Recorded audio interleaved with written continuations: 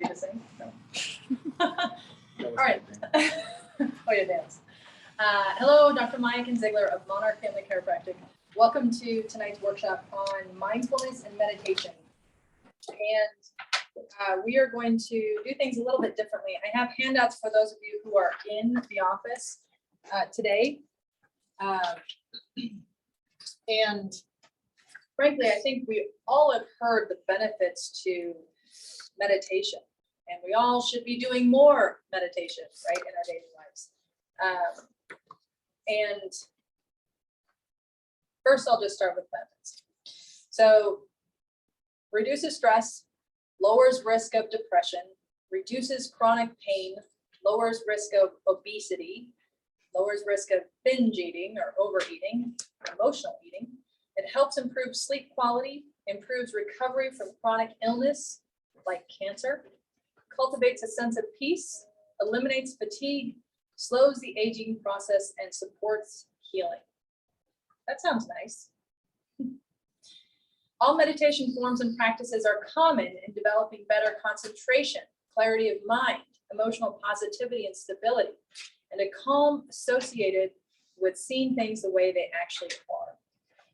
You know, nobody sees the world as it is, they see it as they are. So we're all wearing a lens in which we view the world that is colored by our experience and how our brain fills in the gaps based on that experience. And so when you meditate, it actually helps you clear that lens so you can experience the world more as it is, as opposed to colored as you are, if that makes any sense.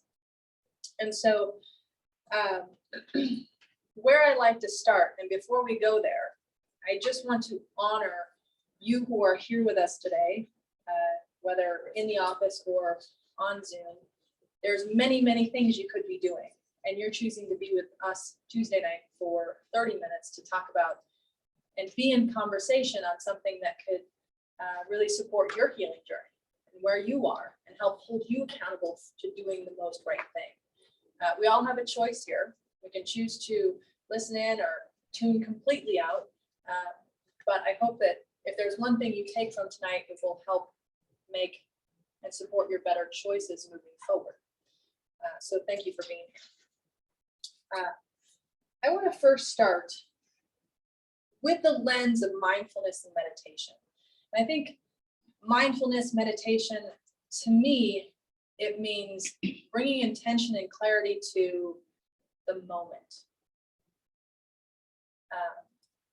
I think we live in a world where there is just outside influence, energy, activity that constantly is pushing and pulling us. And we get lost with what we experience here. A lot of times when we slow down, when we breathe, and when we take a moment to connect with what we're experiencing, sometimes it doesn't necessarily match with the outside world. Or if we don't want to match the chaos of the outside world, we have to do that to bring and anchor and ground into the moment so that we can better process.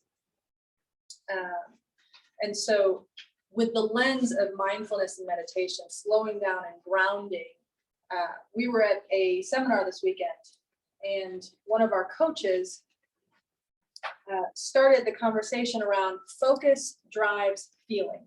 Okay, I'm just going to write this on there. Try and write it big enough so you can see it. And nicely. And as I'm talking about this, I guess I want to start with, is there something going on in your world that's generated a feeling that is not the most uplifting feeling, that is maybe causing you stress, that is maybe generating some chaos in your internal environment? Because what you focus on drives feeling. And so if you can step away from that feeling, I mean, I guess I'll just ask the group who are here, is there anyone who is experiencing a feeling right now that you feel is maybe taken over or not necessarily the most positive or loving feeling that's kind of changing the lens or how you perceive the world? Anybody? Can somebody share that feeling? Maggie? I recently moved cross country, and that's been kind of putting a lot of stress in my brain, trying to navigate a new city and kind of a new life. So that's been a big part of what's been on my brain lately. Okay, so what is the feeling for you? I would say it's a little bit of being overwhelmed and stressed. Okay. And, I mean, you said overwhelmed, stressed. What does stressed mean to you? I feel like to me that means, I guess, I don't know, maybe a little bit of fear as well. Kind of feeling like I'm going back to focus. I'm having a hard time focusing on anything other than stress and overwhelm and fear. Okay. Okay, so let's just stay with that. Now, I would like for all of you who are with us today, if there's a feeling that you're experiencing, go and just jot it down. Maybe it matches Maggie's, maybe it doesn't. But let's just sit with this. So if the feeling is overwhelmed, stressed, and to Maggie, that stress means that there's a fear component. I'd like you to just take a step back and say, what is the focus that's driving this feeling for you? And are you okay with sharing? Sure. I mean, so what do you feel like the focus has been that's been driving this?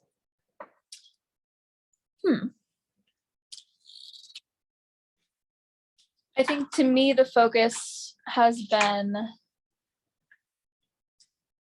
and all of you at home are here. I mean, as Maggie's thinking about it, I mean, jot down your feelings and take a lens and think, what is the focus that's really brought that? But go ahead. I think part of it has been, I don't know anyone here. Okay, so community, lack Community, of community, yeah. Say? No, that's not a good one. Okay, so lack of community or friendships, maybe. Mm-hmm. Friendships and family, I think that maybe is it. Yeah, definitely. Anything else? I don't know. I don't quite know my way around the city yet, which is kind of a big deal. Yeah. And switching over all your finances and bank and everything. Yeah, definitely. Finances and bank. I move a lot. Yeah, this is my first time, living without my family. So trying to learn everything on my, doing it by myself. Okay. So would you all agree that in an environment that is brand new, totally like transplanted into a new space where you don't know anybody except for the person you moved with, that could make sense that you feel these things and maybe some other things. And as we just heard, Lena can relate because you've moved a lot, right? So let's just, if you have this jotted down, I think the biggest thing is first bringing focus to what's driving the feeling, okay? And this is through the lens of meditation mindfulness. We're bringing mindfulness to understanding what we're experiencing right now. Next, I want to shift the focus, okay? So when we tend to identify a concerning area, we tend to just really sit in there. And it's hard to get ourselves outside of that. So I want to introduce you to something called the 10-to-1 rule. And I love the 10-to-1 rule. 10-to-1 rule. And the 10-to-1 rule is that if you identify the one thing that is, we'll say, the problem, the challenge, the driver of the feeling that's not so great, I want you or us to come up with the 10 solutions to the one thing that's creating that, come up with 10 solutions to address it. Does that make sense? So if we're okay with doing that, Maggie, or anybody, what are things to, let's go back to the concern is lack of community, friends and family in the area. It's a brand new area, you don't know the city. You move, so you have to transfer all of these things that you're like, I don't even know if I've transferred all the things. So what's the solution to those things? Anybody? One step at a time. Okay. One step at Yes. a time. Always one step at a time. That's the only thing we can do is one thing at a time. And what are those steps? One thing has been calling my parents really often and talking to them because they are something that's familiar. Okay, so being in a routine to connect with those safe relationships. Mhm. Okay, what else? And I'm talking, how do you create, if you don't feel like you have that community here in Denver, how do you create one here?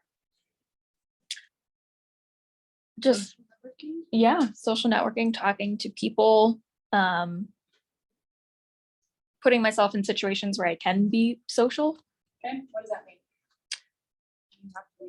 I do have to leave my house, go out, maybe talk to people that when I do have a, a safety net of people that I maybe wouldn't have talked to normally. So what does that mean? Because Go talking to to, people, go to a social event, go Yeah. to a restaurant. Mhm. go to social event. So that could be dinner, that could be Roller skating. roller skating. We have roller rinks here. Bowling. Bowling Bowling. could be a sporting event. We Mhm. have lots of sports here. Okay, so I we'll can say, go let's to call the social escape event. room if you need. Ooh, What that else? sounds fun.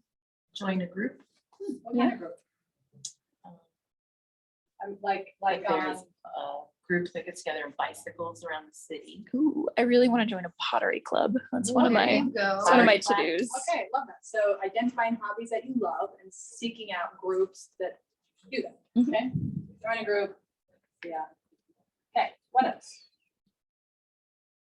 Finding a job was a big stressor, and now that has happened, obviously because I'm here, that has had some great relief for Okay. me. What else? Already got that on there. Finding a job. My job. Making a list of all of the like bill changes and things like that as far as like Definitely. address and Yeah. finances. List of address, contact changes needing to be made. Okay, what else? We're halfway there. What about a weekly, or it could be like a date night with your best friend who you live with? Definitely. She's got a very specific schedule, but a weekly date night or Sunday dinner or something that you know you're connecting with somebody who you're here. Yeah, definitely. So we'll just call it date night, but Sure. okay. I'm fun friendly. What else?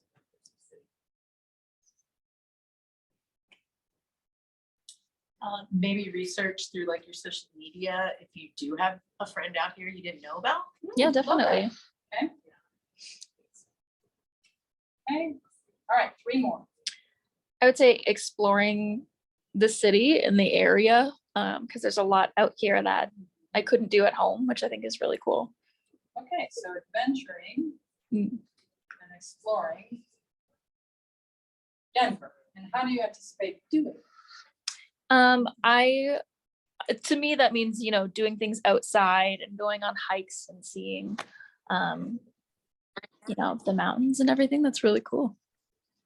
Okay, and to piggyback on that, I would say visit your local library, because the library has, you guys think this is silly, but the library has like passes into the Rocky Mountain National Park. They've got passes to the Children's Science Museum. They've got all of these resources that are available to you for free to do more of maybe the social events that doesn't cost you anything. So, hey, visit the library. There you go.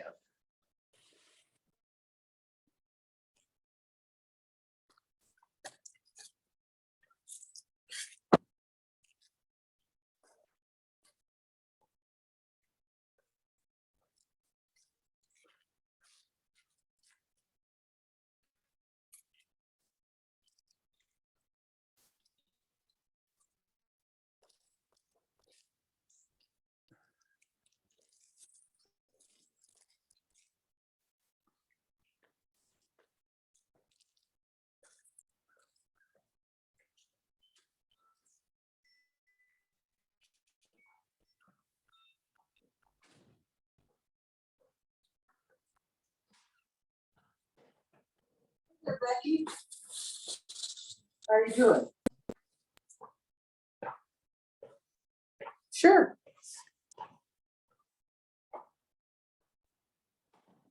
Oh, good.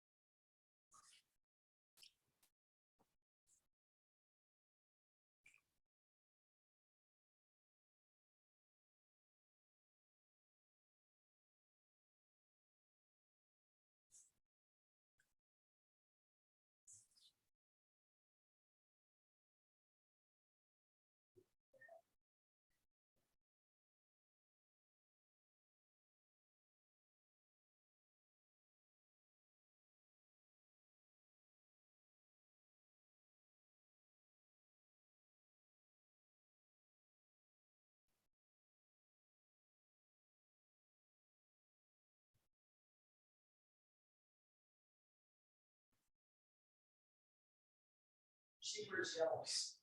Love yellows are favorite.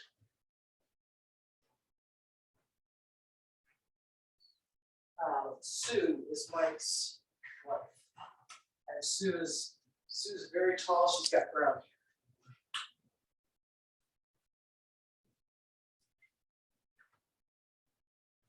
Yes.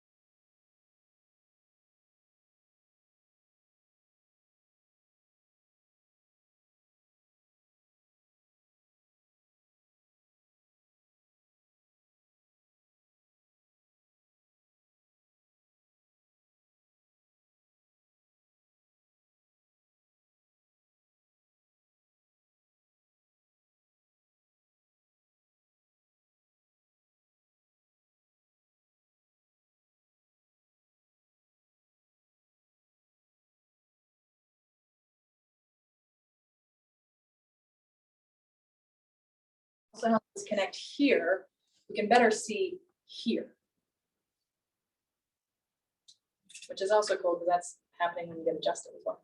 So anyway, on that note, I appreciate you being here. I went over, I apologize. I hope, and my challenge to you is if you're experiencing something that is just creating this feeling that is overwhelm or fear or isolation or disconnect, check in with what is that attaching to? What is the focus that you're giving it that's creating that feeling? So once you can identify that, do this 10-to-1 rule, and then really sit with how you're focusing, and then introduce some meditation or some mindfulness practice around that component. You know, if you want to be more connected, seems to me that it might be worth getting more connected here. Then that allows you to be more connected here. You know, so I would love to hear how the 10-to-1 rule goes for you. Anyway, Dr. Maya Ziegler, Monarch Family Chiropractic. If you guys have questions, I am happy to take them, bring them into the office. We will explore them, but I would love to see your 10-to-1 lists and hear about your meditation practices. If you want this handout, I think there's some benefit to it of giving you guidelines of things you can use. I will print one off and have one for you in the office this week or anytime. Thank you. Appreciate you. So you can just hit end. Oop, there it is. Oh, here we go.